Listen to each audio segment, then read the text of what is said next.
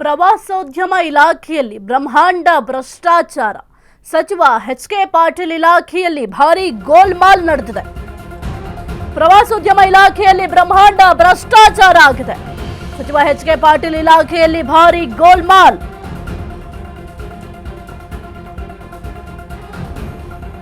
ಗುತ್ತಿಗೆ ನವೀಕರಣದಲ್ಲಿ ಅಧಿಕಾರಿಗಳಿಂದ ನೂರಾರು ಕೋಟಿ ಅಕ್ರಮ ಎಸಗಲಾಗಿದೆ.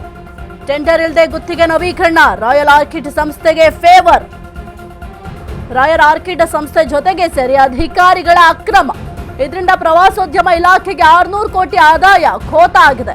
ಟೂರಿಸಂ ಅಧಿಕಾರ ದುರುಪಯೋಗ. ಅಧಿಕಾರಿಗಳ ವಿರುದ್ಧ ದೂರು ದಾಖಲಾಗಿದೆ. ಸಾಮಾಜಿಕ ಕಾರ್ಯಕರ್ತ ದಿನೇಶ್ ಕಲ್ಲಹಳ್ಳಿ ಗಂಭೀರ ಆರೋಪವನ್ನ ಮಾಡಿದ್ದಾರೆ. ಗುತ್ತಿಗೆ ಆಧಾರದ ಮೇಲೆ ಕೆಎಸ್ಟಿಡಿಸಿಯಿಂದ ಜಮೀನು ಹಸ್ತಾಂತರ ಆಗಿದೆ. ಹಸ್ತಾಂತರ ಮಾಡಿರೋ 5 ಎಕರೆ ಜಮೀನಿನ ಅವಧಿ ಕೂಡ ಮುಕ್ತಾಯ ಆಗಿದೆ. ಬೆಂಗಳೂರಿನ ಕೋಡಿಹಳ್ಳಿ ಚಲ್ಲಘಟ್ಟದಲ್ಲಿರೋ ಕೆಎಸ್ಟಿಡಿಸಿ ಜಮೀನು ಗುತ್ತಿಗೆ ಅವಧಿ ಮುಗಿದ ಬಳಿಕ ಗುತ್ತಿಗೆ ನವೀಕರಣಕ್ಕೆ ಅರ್ಜಿ ಪರಿಗಣಿಸಿ ಕಾನೂನು ಬಾಹಿರವಾಗಿ ಗುತ್ತಿಗೆ ನವೀಕರಣ. 30 ವರ್ಷಗಳ ಕಾಲ ಲೀಸ್ಗೆ ನೀಡಿ ಗುತ್ತಿಗೆ ನವೀಕರಣ. ಟೆಂಡರ್ ಹರಾಜು ನೀಡದೆ ಅನುಮೋದನೆ ನೀಡಿ ಅಕ್ರಮ ಎಸಗಿದ್ದಾರೆ. ಹೀಗಾಗಿ ಅಧಿಕಾರಿಗಳ ಮೇಲೆ ಕ್ರಮಕ್ಕೆ ಆಗ್ರಹಿಸಿ ದೂರನ್ನ ದಾಖಲು ಮಾಡಲಾಗಿದೆ. ಸಾಮಾಜಿಕ ಕಾರ್ಯಕರ್ತ ದಿನೇಶ್ ಕಲ್ಲಹಳ್ಳಿಯಿಂದ ಒಂದು ದೂರು ಕೂಡ ದಾಖಲಾಗಿದೆ. ರಾಯಲ್ ಆರ್ಕಿಡ್ ಸಂಸ್ಥೆಗೆ ನೀಡಿರೋ ಗುತ್ತಿಗೆ ರದ್ದಿಗೆ ಆಗ್ರಹವನ್ನು ಕೂಡ ಮಾಡಿದ್ದಾರೆ. ಪ್ರವಾಸೋದ್ಯಮ ಇಲಾಖೆಯಲ್ಲಿ ಬ್ರಹ್ಮಾಂಡ ಭ್ರಷ್ಟಾಚಾರ ನಡೆದಿದೆ. ಸಚಿವ ಎಚ್.ಕೆ. ಪಾಟೀಲ್ ಇಲಾಖೆಯಲ್ಲಿ ಈ ರೀತಿಯ ಭಾರಿ ಗೋಲ್ಮಾಲ್ ಆಗಿರುವಂಥದ್ದು. ಇನ್ನು ಕೆಎಸ್ಟಿಡಿಸಿಯಿಂದ ವಿವಿಧ ಸರ್ವೆಗಳಲ್ಲಿ ಜಮೀನು ಹಸ್ತಾಂತರ ಮಾಡಲಾಗಿದೆ. ಗುತ್ತಿಗೆ ನವೀಕರಣದಲ್ಲಿ ಅಧಿಕಾರಿಗಳಿಂದ ನೂರಾರು ಕೋಟಿ ಅಕ್ರಮ ಎಸಗಲಾಗಿದೆ. ಟೆಂಡರ್ ಇಲ್ಲದೆ ಗುತ್ತಿಗೆ ನವೀಕರಣ.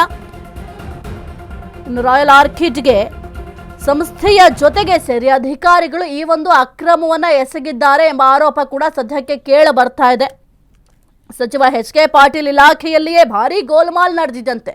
ಕುರಿತು ಹೆಚ್ಚಿನ ಮಾಹಿತಿ ನೀಡ್ತಾರೆ ನಮ್ಮ ಪ್ರತಿನಿಧಿ ದೀಪಾ. ಪ್ರವಾಸೋದ್ಯಮ ಇಲಾಖೆಯಲ್ಲಿ ಬ್ರಹ್ಮಾಂಡ ಭ್ರಷ್ಟಾಚಾರ ನಡೆದಿದೆ. ಸಚಿವ ಎಚ್.ಕೆ. ಪಾಟೀಲ್ ಅವರ ನಿವಾಸದಲ್ಲಿ ಅಂದ್ರೆ ಎಚ್.ಕೆ. ಪಾಟೀಲ್ ಅವರ ಇಲಾಖೆಯಲ್ಲಿ ಈ ರೀತಿಯ ದೊಡ್ಡ ಗೋಲ್ಮಾಲ್ ಆಗುತ್ತೆ ಅಂತಂದ್ರೆ ಅಧಿಕಾರಿಗಳ ಕೇರ್ಲೆಸ್ ಎಷ್ಟರ ಮಟ್ಟಿಗಿದೆ, ಜೊತೆಗೆ ಮೇಲಧಿಕಾರಿಗಳು ಏನ್ ಮಾಡ್ತಾ ಇದ್ದಾರೆ, ಕಣ್ಣು ಮುಚ್ಕೊಂಡು ಕೂತಿದ್ದಾರೆ. ಇಷ್ಟರ ದೊಡ್ಡ ಮಟ್ಟದಲ್ಲಿ ಗೋಲ್ಮಾಲ್ ಆಗುವಂತ ಸಂದರ್ಭದಲ್ಲಿ ದೀಪಾ,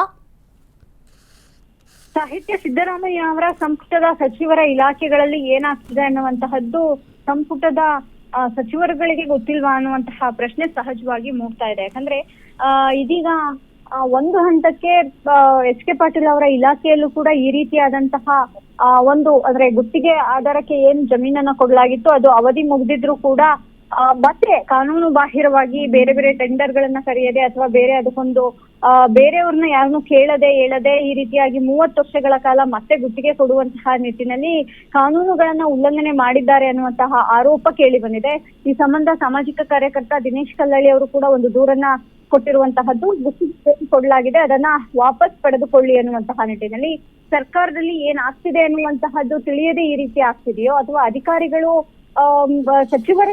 ಸಚಿವರುಗಳಿಗೆ ಗೊತ್ತಿಲ್ಲದೆ ಈ ರೀತಿ ನವೀಕರಣಗಳನ್ನ ಮಾಡ್ಕೊಡ್ತಿದ್ದಾರೋ ಗೊತ್ತಿಲ್ಲ. ಆದ್ರೆ ಇದರ ದೊಡ್ಡ ಎಫೆಕ್ಟ್ ಸರ್ಕಾರಕ್ಕೆ ತಗಲ್ತಿದೆ ಅಂದ್ರೆ ತಪ್ಪಾಗ್ಲಿಕ್ಕಿಲ್ಲ. ಇದೀಗ ಮತ್ತೊಂದು ಹಗರಣದ ವಿಚಾರವೂ ಕೂಡ ಅಂದ್ರೆ ಏನು ಜಮೀನು ಗುತ್ತಿಗೆ ಕೊಡುವಂತಹ ನಿಟ್ಟಿನಲ್ಲಿ ಈ ಒಂದು ಭ್ರಷ್ಟಾಚಾರ ನಡೆದಿದೆ ಅನ್ನುವಂತಹದ್ದು ಏನು ಆರೋಪ ಕೇಳಿ ಬಂದಿದೆ. ಇದಕ್ಕೆ ಸರ್ಕಾರ ಅಥವಾ ಆ ಇಲಾಖಾ ಸಚಿವರು ಅಂದ್ರೆ ಎಚ್.ಕೆ. ಪಾಟೀಲ್ ಏನ್ ಇವತ್ತು ಉತ್ತರ ಕೊಡ್ತಾರೆ ಅನ್ನುವಂತಹದ್ದು ಕೂಡ ಇಲ್ಲಿ ಮುಖ್ಯವಾಗುತ್ತೆ. ಸಾಹಿತ್ಯ. ಓಕೆ, ಥ್ಯಾಂಕ್ ಯು ದೀಪಾ ನಿಮ್ಮೆಲ್ಲ ಮಾಹಿತಿಗಾಗಿ. ಸದ್ಯಕ್ಕೆ ಸಚಿವ ಎಚ್.ಕೆ. ಪಾಟೀಲ್ ಇಲಾಖೆಯಲ್ಲಿ ಈ ರೀತಿಯ ಭಾರಿ ಗೋಲ್ಮಾಲ್ ಆಗಿದೆ. ಇಷ್ಟೆಲ್ಲ ಗೋಲ್ಮಾಲ್ ಆದ್ರೂ ಕೂಡ ಸಚಿವರ ಗಮನಕ್ಕೆ ಈ ಒಂದು ವಿಚಾರ ಹೋಗಿಲ್ವಾ ಎಂಬ ಪ್ರಶ್ನೆ ಕೂಡ ಸದ್ಯಕ್ಕೆ ಮೂಡ್ತಾ ಇದೆ. ಜೊತೆಗೆ ಈ ಒಂದು ವಿಚಾರಕ್ಕೆ ಸಂಬಂಧಪಟ್ಟಂತೆ ಎಚ್.ಕೆ. ಪಾಟೀಲ್ ಅವರು ರಿಯಾಕ್ಟ್ ಮಾಡಬೇಕಾಗುತ್ತೆ. ಅವರ ಉತ್ತರವನ್ನ ಜನರ ಮುಂದೆ ಇರಿಸಬೇಕಾಗುತ್ತೆ. ಇಷ್ಟರ ಮಟ್ಟಿಗೆ ಗೋಲ್ಮಾಲ್ ಆಗ್ತಿದೆ ಅಂತಂದ್ರೆ ಕಣ್ಮುಚ್ಕೊಂಡು ಕೂತಿದ್ದಾರೆ ಇಲಾಖೆಯವರು. ಕೇವಲ ಅಧಿಕಾರಿಗಳು ಇಷ್ಟರ ಮಟ್ಟಿಗೆ ಗೋಲ್ಮಾಲ್ ಮಾಡ್ತಾ ಇದ್ದಾರೆ, ಆದ್ರೆ ಸಚಿವರು ಮಾತ್ರ ಸೈಲೆಂಟ್ ಆಗಿದ್ದಾರೆ.